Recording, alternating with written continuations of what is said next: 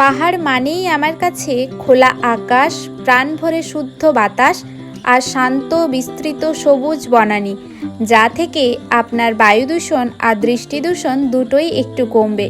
আর east Sikkim বলতেই মনে আসে বরফে ঢাকা কাঞ্চনজঙ্ঘা, পথের ধারে হরেক রকম নাম না জানা ফুল, আঁকাবাঁকা সিল্ক রুট আর মন ভালো করা অপরূপ সৌন্দর্য। আর এই সব কারণেই সিল্ক রুট তথা ইস্ট সিকিম বেশ জনপ্রিয়। সো হ্যালো বন্ধুরা, আমি কাবেরী আর কাবেরীর সাতকানের নতুন একটি ভিডিওতে আপনাদের অনেক অনেক স্বাগত। আজ আমি আপনাদের সাথে এই ভিডিওতে শেয়ার করব 3 নাইট 4 ডেজের ইস্ট সিকিমের ট্যুর প্ল্যানের খুঁটিনাটি। মিন্স কখন যাবেন, কিভাবে পারমিট করাবেন, কোথায় থাকবেন, খরচ কত, homestay and hotel with amazing view and নিজের অভিজ্ঞতা থেকে শেয়ার করা কিছু টিপস। তো বন্ধুরা, আমি অলরেডি ইস্ট সিকিমের ফেমাস লোকেশনগুলির ভিডিও আমার চ্যানেলে আপলোড করেছি। না দেখে থাকলে অবশ্যই গিয়ে একবার দেখে নিন। আর চ্যানেলে নতুন হলে অবশ্যই চ্যানেলটিকে সাবস্ক্রাইব করে পাশে থাকুন। আমরা এইরকমই সুন্দর সুন্দর ভিডিও বানিয়ে থাকি। তো চলুন আর দেরি না করে ভিডিওটা শুরু করা যাক, আর শেষ পর্যন্ত দেখার অনুরোধ রইল সবাইকেই। আর দেরি না করে এবার বলি ইস্ট সিকিম কখন যাবেন। March to May and October to mid December, এই সময়টা ইস্ট সিকিম যাওয়ার জন্য খুবই ভালো সময়। তো আসুন এরপর আপনাদের সাথে ট্যুর প্ল্যানটা শেয়ার করি। Plan 1, NJP, Gangtok, Changu Lake, Nathula Pass, Old Baba Mandir, Nathang Valley, Zuluk, Silerygaon and back to NJP. Plan 2, NJP, Silerygaon, Zuluk, Nathang Valley, Old Baba Mandir, Nathula Pass, Changu Lake, Gangtok and back to NJP. এছাড়াও আপনি অনলি সিল্ক রুট প্ল্যান করতে পারেন, like NJP, Silerygaon, Zuluk, Nathang Valley, Kupup Lake and back to Kalimpong, then again NJP.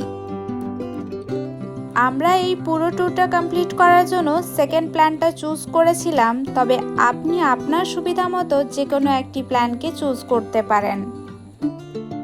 তো এবার বলি কিভাবে যাবেন।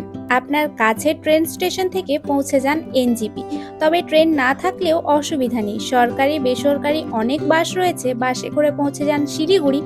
এছাড়া আপনি চাইলে ফ্লাইটেও আসতে পারেন বাগডোগরা নিয়ারেস্ট এয়ারপোর্ট। তো নিউ জলপাইগুড়ি বা বাগডোগরা থেকে ইস্ট সিকিম ঘোরার জন্য আপনি পার্সোনাল গাড়ি ভাড়া করে নিতে পারেন বা ট্যুর প্যাকেজও নিতে পারেন। পার্সোনাল গাড়ি লাইক বোলেরো অ্যান্ড সুমো 3 থেকে 3,500 টাকা পার ডে, ইনোভা এবং জাইলো গাড়িগুলো 4 থেকে 4,500 টাকা পার ডে, আর এনজিপি টু এনজিপি ছোট গাড়ি ভাড়া 2,500 থেকে 3,000 টাকা পার ডে হিসেবে আপনি পেয়ে যাবেন। তো পার্সোনাল গাড়ি ভাড়া করলে সেবক রোড ধরে তিস্তার সুন্দর আঁকাবাঁকা ভিউ দেখতে দেখতে প্রথমেই পৌঁছে যান লাভার্স মিটে। এটা রঙ্গিত এবং তিস্তা নদীর মিলনক্ষেত্র, যা ত্রিবেণী নামেও পরিচিত। অন্যথায় জলপাইগুড়ি থেকে সিলেরিগাঁও যাওয়ার পথে 7 মাইলস ভিউ পয়েন্ট হয়ে রাস্তার সৌন্দর্য দেখতে দেখতে প্রথমেই চলে আসুন কালিম্পংয়ের বিখ্যাত ক্যাকটাস গ্যালারি বা পাইন ভিউ নার্সারিতে। ঢুকেই বাঁদিকে রয়েছে টিকিট কাউন্টার, টিকিট নিয়ে ঘুরে নিন হরেক রকম ক্যাকটাসের বন। ক্যাকটাস গ্যালারি ঘোরা হলেই বেরিয়ে পড়ুন next location cross view point or Buddha পার্কের উদ্দেশ্যে। এখান থেকে কালিম্পংয়ের দারুণ সিটি ভিউ পাওয়া যায়। এছাড়াও ছোট্ট একটি ফুলের নার্সারি, বুদ্ধ স্ট্যাচু ও শান্ত পরিবেশ সবকিছু মিলিয়ে জায়গাটা just awesome. Cross view point থেকে ফুলের দোলায় দুলতে দুলতে পৌঁছে যান কালিম্পংয়ের সবচেয়ে উঁচু পাহাড় ডেলো হিল অ্যান্ড ডেলো পার্কে, যার এন্ট্রি ফিস মাত্র 20 টাকা পার পারসন। এখান থেকে চাইলে আপনি প্যারাগ্লাইডিংও করতে পারবেন। পার্কটা বেশ অনেকটাই বড়, আর এখান থেকেও কিন্তু কাঞ্চনজঙ্ঘার খুব সুন্দর ভিউ পাওয়া যায় যদি ওয়েদার ক্লিয়ার থাকে তবেই। তো ডেলো পার্ক ঘোরা হলেই মাত্র কয়েকটা টার্ন নিয়েই পৌঁছে যান কালিম্পং সায়েন্স সেন্টারে। এটা ডাইনোসর পার্ক নামেও পরিচিত। এই সায়েন্স সেন্টারটা কিন্তু একদম মিস করবেন না, এখানে অনেক ফানি অ্যাক্টিভিটিস রয়েছে সায়েন্সের। এই সায়েন্স সেন্টারটিতে পারফর্ম করার জন্য অনেক ফানি অ্যাক্টিভিটি রয়েছে। কি মজা লাগছে তাই না? তো আর দেরি কেন, চ্যানেলে নতুন হলে অবশ্যই চ্যানেলটিকে সাবস্ক্রাইব করে নিন, আর ফেসবুক থেকে দেখলে পেজটিকে ফলো করে অবশ্যই পাশে থাকুন। তো আর কোনো কায়দা কানুন না করে সোজা চলে আসুন হোটেল বা হোমস্টেতে। আমি অবশ্যই সিলারিগাঁও প্রেফার করব, কারণ পাহাড় ঘেরা এই ছোট্ট গ্রামটি থেকে দারুণ কাঞ্চনজঙ্ঘা ভিউ পাওয়া যায়। সমস্ত হোটেল এবং হোমস্টে ডিটেলস ডেসক্রিপশন বক্সে দেওয়া থাকবে, অবশ্যই চেক করে নেবেন। তো দুপুরের লাঞ্চ সেরে বিকেল বিকেল বেরিয়ে পড়ুন লোকাল সাইট সিইং এর জন্য। আমরা লাভা মনাস্ট্রি গিয়েছিলাম, আপনারা চাইলে নিয়ারেস্ট যে কোনো লোকেশনকে এক্সপ্লোর করতে পারেন। দুচোখে পাহাড়ের হাতছানি, শান্ত পরিবেশ আর পাইন গাছ দিয়ে ঘেরা লাভা সত্যি প্রকৃতির কোলে হারিয়ে যাওয়ার জন্য সুন্দর একটি জায়গা। তো বিকেলবেলা লোকাল সাইট সিইং এর পর সন্ধেবেলায় ঠান্ডা ঠান্ডা ওয়েদারে বনফায়ারের সাথে চিকেন তন্দুরি জাস্ট ওয়াও। তবে এর জন্য কিন্তু এক্সট্রা পেড করতে হয়। পরদিন সকালবেলা গরম গরম চায়ের সাথে গা গরম করে নিয়ে তাড়াতাড়ি বেরিয়ে পড়ুন সিলেরিগাঁও থেকে মাত্র 3 কিলোমিটার হাঁটা পথে রামিতেই ভিউ পয়েন্টের উদ্দেশ্যে। আর এই যে মাঝের জঙ্গলটা দেখছেন, এটা কিন্তু জাস্ট ওয়াও, একটা থ্রিলিং এক্সপিরিয়েন্স।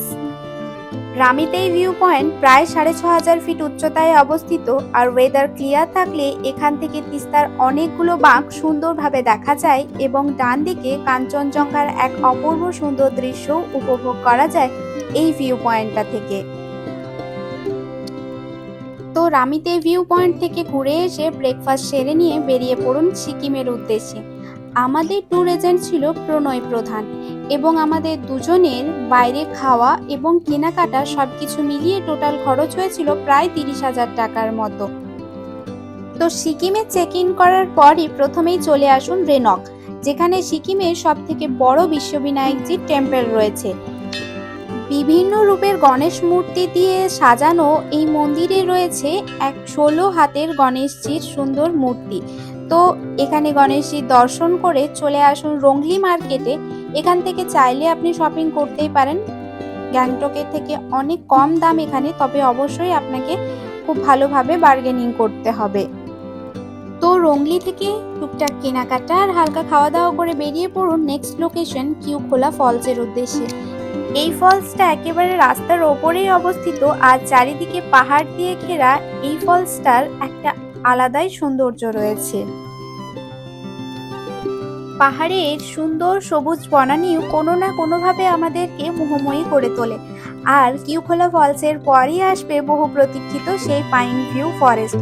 সো এখানে পাইন গাছেদের সাথে কিছুক্ষণ সময় কাটান, আর তারপরই পৌঁছে যান মেঘের দেশ জুলুকে। আমরা যখন জুলুকে পৌঁছাই তখন ওয়েদারটা ঠিক এরকম ছিল, পুরো জুলুক মেঘে একদমই ঢাকা ছিল। তবে লাঞ্চ, টিফিন, ডিনার, ব্রেকফাস্ট আর ভিউ সবকিছু মিলিয়ে ইয়াংচেন হোমস্টে ইজ দ্য বেস্ট। আর সবকিছু ডিটেলস ডেসক্রিপশন বক্সেই রয়েছে। তো পরের দিন সকালবেলা তাড়াতাড়ি ব্রেকফাস্ট সেরে নিয়ে জুলুক থেকে চেক আউট করুন অ্যারাউন্ড 5:30। এত তাড়াতাড়ি কেন, তার কারণটা অবশ্যই বলছি। এরপরই পৌঁছে যান সিল্ক রুটের জিগজ্যাগ ভিউ পয়েন্টে, আর এখান থেকে সিল্ক রুটের অসম্ভব সুন্দর দৃশ্যকে উপভোগ করে তারপরই চলে আসুন Thambi view point. Thambi view point 11,200 feet উচ্চতায় অবস্থিত।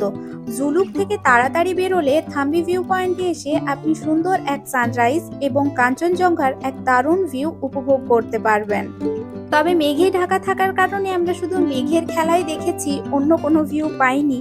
তো তারপরই নাথাং ভ্যালি হয়ে সোজা পৌঁছে যান বাবা মন্দিরে।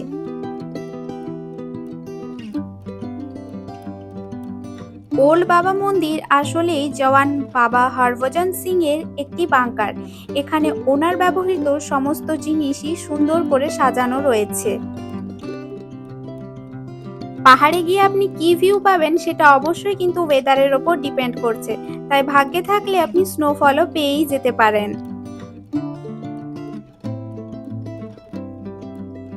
এছাড়াও রয়েছে নাথুলা পাস, নিউ বাবা মন্দির, কুপু প্লেক এটসেট্রা, যেগুলো আমরা অতিরিক্ত স্নো এবং মেঘের কারণে যেতে পারিনি। তো সব জায়গায় ভালো করে ঘুরে চলে আসুন এই রুটের next and last location Changu lake. Half বরফ অ্যান্ড হাফ জল থাকা পাহাড় দিয়ে ঘেরা এই ছাঙ্গু লেকের দৃশ্য অপূর্ব। এখানে মহাদেবের একটি মন্দির আছে, সেখানে অবশ্যই দর্শন করে আসুন। আর ছাঙ্গুতেই রয়েছে ইন্ডিয়ার হাইয়েস্ট অল্টিটিউডে অবস্থিত রোপওয়ে।